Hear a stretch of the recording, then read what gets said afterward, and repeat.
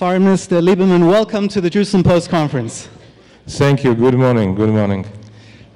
Well, you know, I've always enjoyed one-on-one conversations with you, which is why I think this is such a good format. And I know that the real reason you're here is not really to attend our conference. Tell us a little bit about why you're in the United States.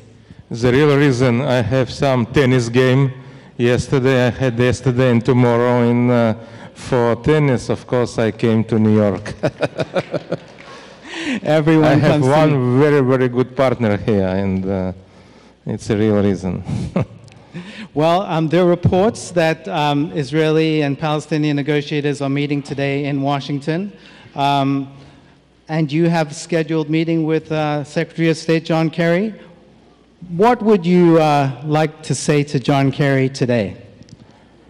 You know, what I like to say to John Kerry, it's between John Kerry and me. But what I can say here is that we're really in a very crucial moment. And to be serious, you must understand that what happens in the last days and today, it's a real clear blackmail from the Palestinian side. And I told, since I back in my capacity as a Minister of Foreign Affairs, that of course I support negotiations. I think that even the maintenance of the relations between us and the Palestinians, it's very important. We have all sincerity. We're ready for any kinds of discussions, but we're not ready to the blackmail. And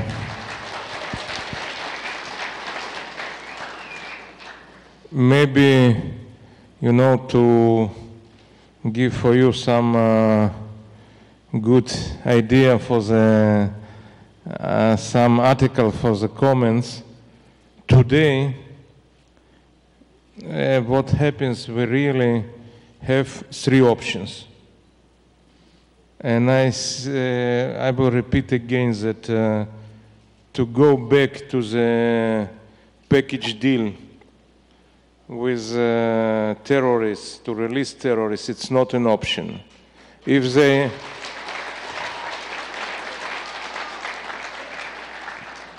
I think it's my constituency here in New York. It's all supporters of Israel Beiteinu.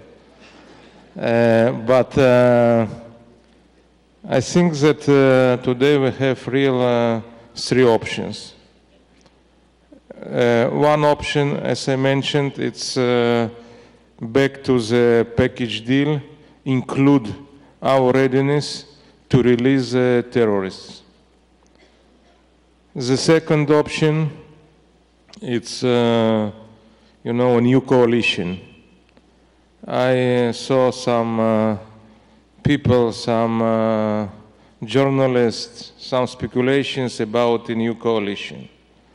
And of course, the third option, it's new elections.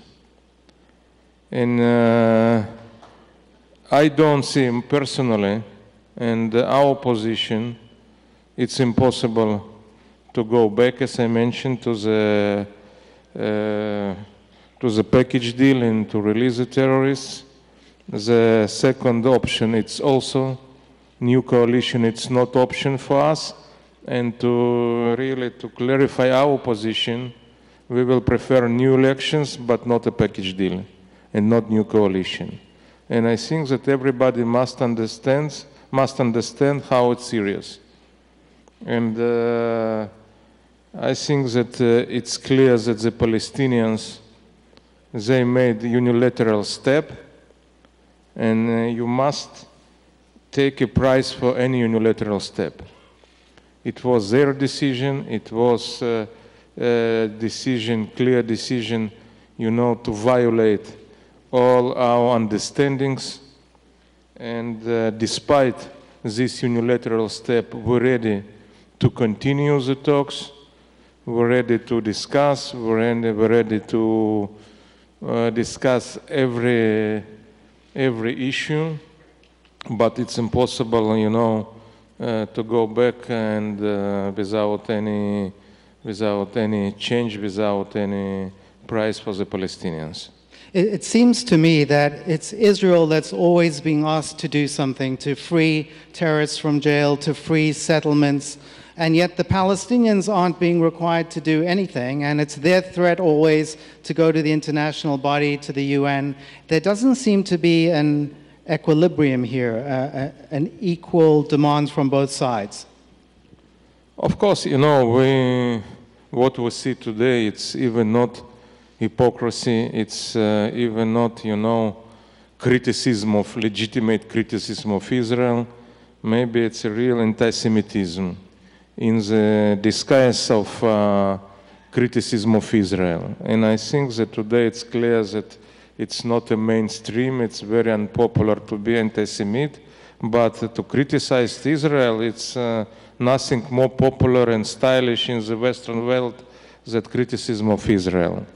And when you see the background, you see hundreds, thousands of people slaughtered every day, every week in, you know, in Syria, what happens in Syria, what happens in Iraq, in Libya, in Bahrain, in Egypt, in Lebanon, refugees, innocent people killed every day, thousands of them, suiciders. The radical Islamic wing more and more powerful, and everybody tries to place pressure only on Israel and to put the focus on our negotiations or our dispute with the Palestinians. I think despite all the turmoil in the Middle East, we still keep the situation between us and the Palestinians under control. And you can even compare what happens with the Palestinians, for example, in Syria, in the biggest refugee camp, El Yarmouk, and what happens in Israel.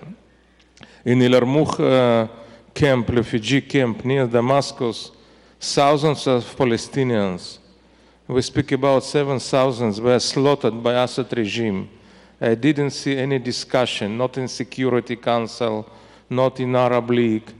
Even we didn't see from Mahmoud Abbas' side that he tried, you know, to discuss this issue in international arena. Everybody keeps silence. Everybody keeps silence and tries to avoid this reality. But about every, you know, house in our settlements, in our communities in the Judea and Samaria, you have everyday discussion of in Security Council. And it's real hypocrisy, and we understand there are many reasons for this hypocrisy, and we, you know, we're ready to handle with this challenge as with other challenges. And in the end of the day, I'm sure that we will win this victory also. We will take this victory also. Let's talk a little bit about our relationship with the United States, Israel-US ties. You seem to have moved from being the bad cop to the good cop. Now we've got Boogie Alon playing the bad cop, and you're suddenly the good cop and the responsible adult. It's really strange because, you know, from the beginning I was only a bad guy, and suddenly to be a good guy, it's something unusual, yeah. And yet here you are, very admired, representing the Israeli government. What's your issue, for example, on Pollard? Again, I think it's, first of all, American issue. And of course, it's our huge concern, his health. And I speak only not as, you know, a Minister of Foreign Affairs, but when we come to the, you know, humanitarian approach, humanitarian things, values, and the guy in prison 28, 29 years, I think if we're ready to release terrorists, of course it's clear that our expectation to release Pollard on humanitarian base as soon as possible.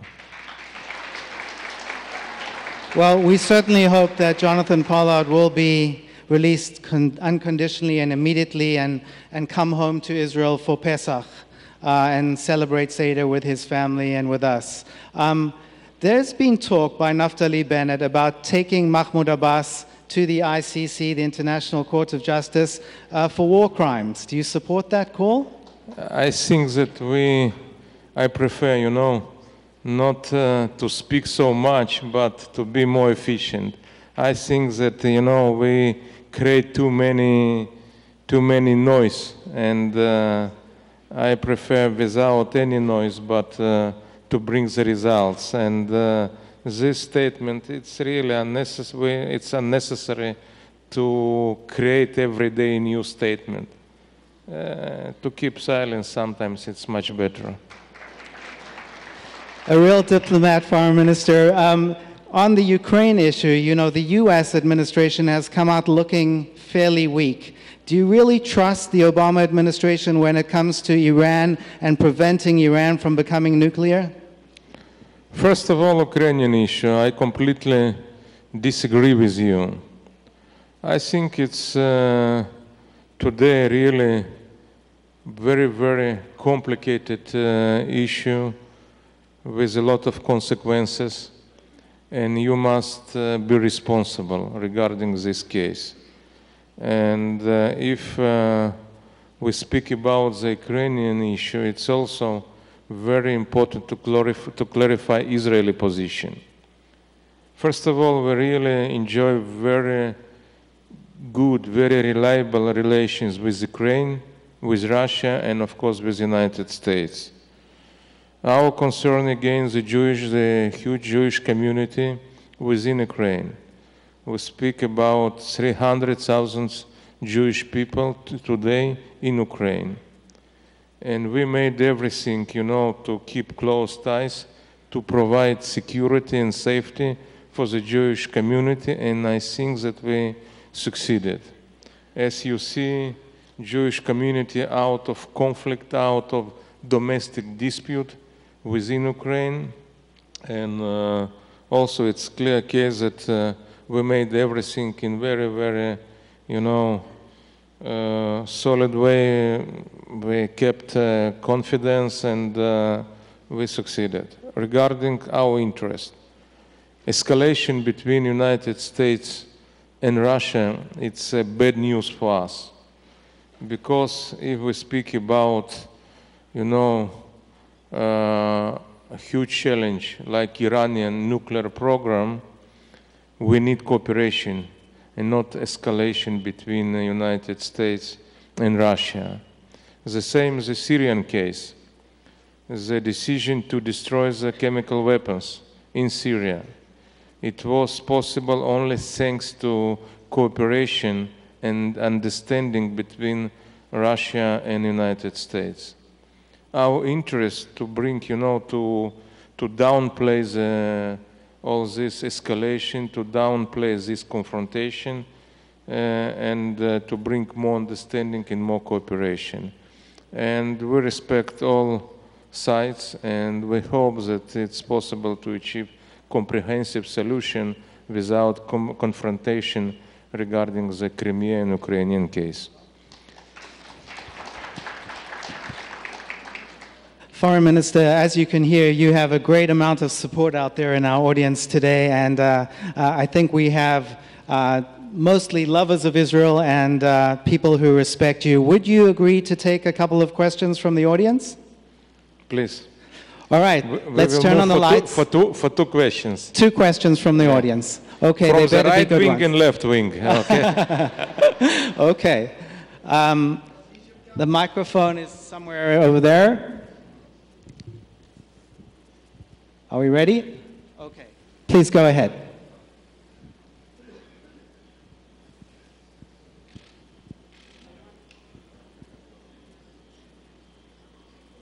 Sorry, we're waiting for the microphone to get to somebody. Okay, go ahead. Hello, my name is Justin Haidt. I'm here with a delegation of 7 students from Binghamton University. What is the Foreign Ministry of Israel doing to fight against BDS on campus, because if you look at Israel, the fight against BDS is just as big against the fight against Iran. It's just more real for us here in America. And every day on our campus, we face people who say Zionism is racism, and we say we're proud Zionists. What is the Foreign Ministry of Israel doing to stand behind us? Thank you. Very good question. Thank you. You know, first of all, really not to neglect but not to exaggerate the role of the BDS, because their biggest achievement when we in Israel have a discussions regarding BDS. I think it's really today, as you see, our position in international community very stable.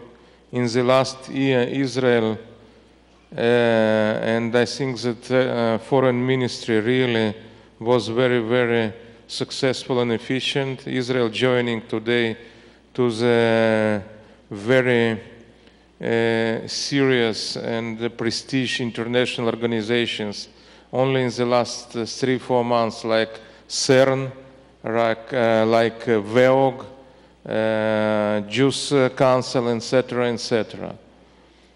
And I think today we're more and more acceptable. Today we're more and more startup nation and not a country associated with the conflicts. And to take serious all the BDS activities, but you know, to be cool and to play in the right way. Also, what I would like to undermine regarding the BDS. If you take all the BDS organizations, their goal, not a Palestinian state, but to wipe the state of Israel. When you take all the organizations and the people that they are leading this activity, all of them, not only completely against Israel, their clear public stance that Israel, we don't have a right to exist. And it's very important to also to explain to all our partners. What we saw from the Europe, even from EU, and from the leaders of EU in the last months, from Brussels, from London, from everybody, the clear statements that they against any boycott of Israel. And when you have this signal from the heads of the states, everybody understands that it's really not serious and it's irrelevant. But in mass media, especially in the Israel mass media, some people, they are exploiting this issue for domestic purposes, not for real international struggling. And we really, I think, we're doing well and we know how to deal with this issue. Thank you. Thank you. Next question. Mr. Prime Minister, one of your famous predecessors, Abba Eban, once said, and I paraphrase, that the Palestinians never fail to miss an opportunity to miss an opportunity. But it seems to me that Israel may be engaged in a similar trap. And I want to address a particular issue that, with the issue of demographics and the ultimate Zionist Jewish character of the state, because I often fail to understand what is the answer that so-called the right wing has to that problem. It seems to me that the ultimate solution is two-state solution, and if we fail to take bold action to reach it, even if the Palestinians have some blame, we're going to be in a tough situation. I want to know what you offer in that respect. Thank you. Thank you. First of all, it's important to understand that de facto Palestinian authority doesn't exist. You have at least two different entities. One in Judea and Samaria, in Ramallah, Fatah land, and you have Hamastan in Gaza Strip. They postponed their elections for more than 4 years. if I remember, the elections to the Palestinian Authority were supposed to be held 2010, and today we're in April 2014. And also what happens especially in Ramallah, and if you ask me, the first priority of Mahmoud Abbas, it's not our negotiations, it's not a comprehensive solution between Israel and the Palestinians, but Mohammed Dahlan in his confrontation, this clash between all the new generation within Fatah. And I think that for us, maybe the real answer to all your questions, and especially demography, it's only one word: Aliyah. We must bring most, of Jewish people all around the world, include from New York to Israel. We will say again and again next year in Jerusalem, and we will continue to discuss this issue in New York. But in the end of the day, and we saw with the Soviet Jewry, and we saw what it's Aliyah and how it's important, and the results of Aliyah. And I think the same. You saw the Pew survey, the results of Pew survey, what happens with demography, with the Jewish demography, not in Israel, in the United States, and how serious, how complicated the situation among the Jews, and what happens within Jewish community here, the biggest and most powerful Jewish community in the world, what happens here. And I think for all these reasons, the real solution for the Jewish state is to bring all Jews to Israel. Thank you. Thank you very much. Can we talk for a little bit longer? Or you? One more additional question. One more question from the audience. There seems to be a procession of U.S. leaders coming to Israel regularly, asking, begging, prodding with regard to the possibility of Israel attacking Iran's nuclear capability and asking them not to. And it appears as though this is done with such regularity and such hysteria on the part of the U.S. To the point of disclosing Israel's secrets with regard to possible attack plans, which Congresswoman Bachmann had raised. Get to the question. It almost appears as though the U.S. is more concerned with Israel stopping Iran than they are with an Iranian bomb, to the point where Israel can't possibly trust the U.S. to stop an Iranian bomb. It almost appears obvious. What's your response? Really it's a good timing to open the discussion regarding our plans regarding the Iranian nuclear program. Of course, it's possible to create a lot of news, but in the end of the day, I will say, it's our open and official position. We are monitoring, we are following the situation in Iran. It's, for us, the biggest challenge. Not only Iranian nuclear capability, but Iran as a country with very strong message of the, export of Islamic revolution, as country, biggest country in the world, as a sponsor, biggest sponsor of all terrorist activity all around the world.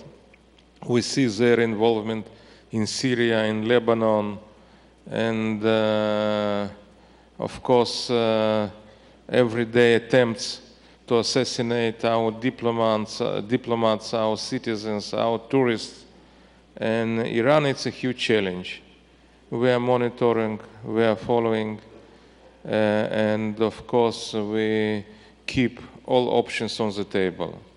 And when I say we keep all options on the table, it's really all options on the table. Thank you. Okay, thank you very much. If I can just ask you one last question before you go, making the most of this. Foreign Minister, do you remain an optimist about the future despite all the turmoil we see in the Middle East, despite the anti-Semitism we see in Europe? Do you still believe that Israel, which is a great miraculous state, has a wonderful future ahead of it? Yeah, I'm completely confident in our bright future. I completely, optimist. I really, and we speak about conflicts and about Iran, but try to see the reality.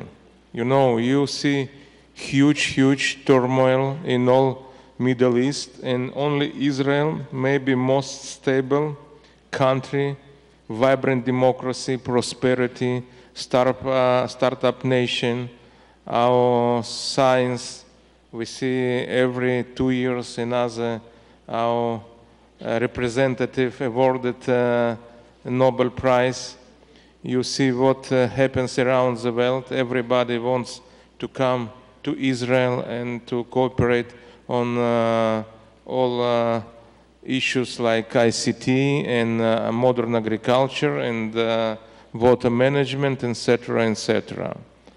We really maybe an island not only of democracy, we are a bastion of the Western values in the Middle East. We